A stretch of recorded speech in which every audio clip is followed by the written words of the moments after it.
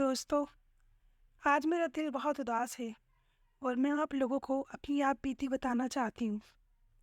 میری زندگی کی کہانی اتنی لمبی ہے کہ ایک بار میں تو آپ کو سارا حال زندگی نہیں سنا سکتی، پر کچھ محبت اور تڑپ کے لمحے جو میں آپ کے ساتھ بانٹ سکتی ہوں۔ میں ایک پرائیویٹ اسکول کی ٹیچر ہوں۔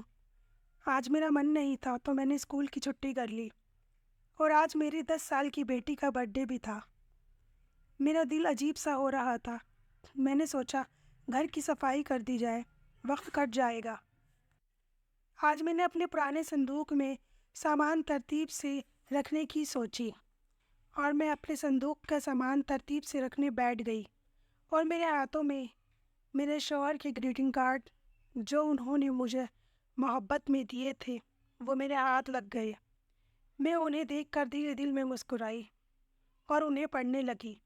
اچانک میرے ہاتھ میں میرے شوہر کے لکھے کچھ خط لگے جنہیں میں 16 سال سے بھولے بیٹھی تھی۔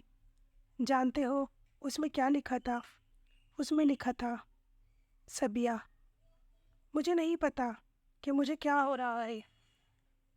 میں آج اسے اس کے ابو کے گھر چھوڑ کے آیا ہوں۔ وہ جھگڑے میں ناراض ہو کر گئی ہے۔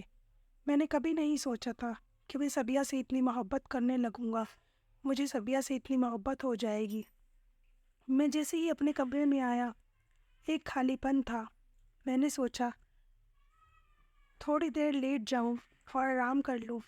جیسے ہی آنکھیں بند کیں مجھے اس کے ساتھ بتایا ہوا ہر پل یاد آنے لگا۔ میرا اس کو چھیڑنا، شرارت کرنا اور اس کا یہ بولنا کہ نہیں مانو گے تم۔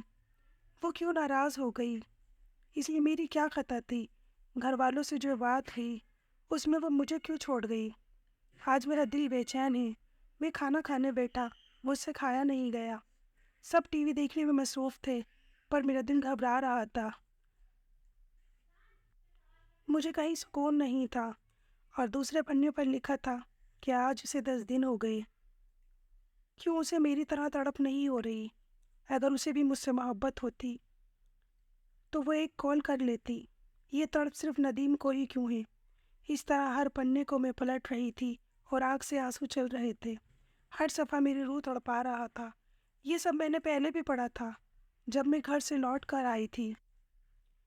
تب وہ کاپی پین سینے پہ رکھے سو رہے تھے اور میں نے کاپی اٹھائی اور پڑھا، پر میں نے کچھ ظاہر نہ کرتے ہوئے اس کاپی پر لکھا ہوا ہر پنہ نکال کر اپنے پاس رکھ لیا اور مجھے ندیم کی محبت کا بے تحاشا یقین ہو گیا۔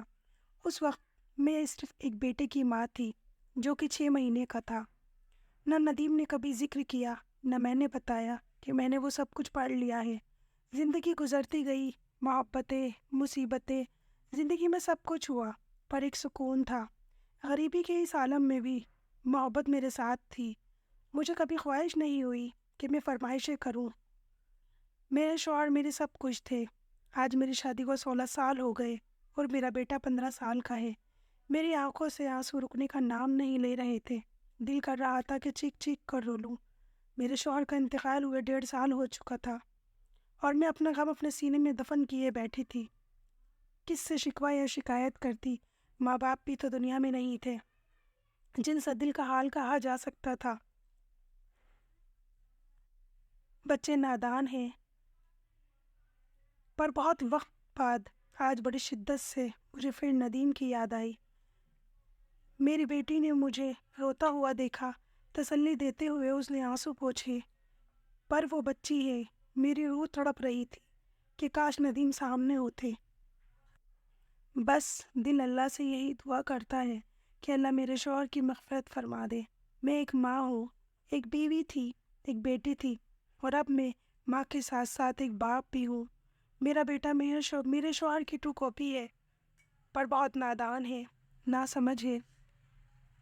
زندگی میں سب کچھ مل جاتا ہے پر ہمیں وہ شخص دوبارہ نہیں ملتا جس پہ دنیا قربان کر دی جائے۔ روح تڑپ جاتی ہے اسے یاد کر کے، کاش کوئی مل جاتا بس دل سے یاد کر کے۔ وہ اس جہاں میں ہے اور میں اس جہاں میں، بس دل کو سکون ہے خود کو برباد کر کے۔ مجھے نہیں پتا آپ کو میری کہانی پسند آئے گی یا نہیں، بس دل نے کہا اور میں نے لکھ دیا۔ کہتے ہیں شعر پڑھنے سے کوئی شاعر نہیں ہوتا، محبوب گنوانا پڑتا ہے شاعری کے لیے۔ اور ویسے بھی میں مانند زہر ہوں، ذائقہ نہیں داستان رکھتی ہوں۔ السلام علیکم۔